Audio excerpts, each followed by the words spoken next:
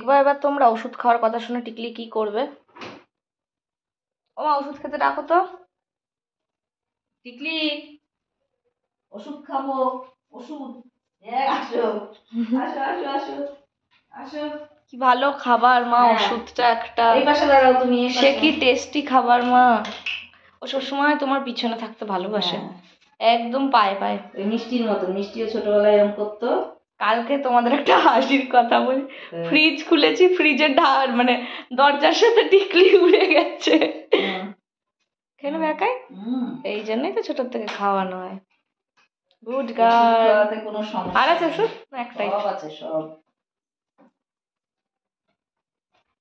কেমন ওষুধ খেতে বসেছে। আরে বাবারে, আরে বাবারে, ওষুধ খেতে হবে। দেবে, তোকেই দেবে, তোরটা কি আর আমি খাবো? খাবো না তো। তুই বারবার আমাকে ওরকম লুক দিচ্ছিস কেন? এই নাও।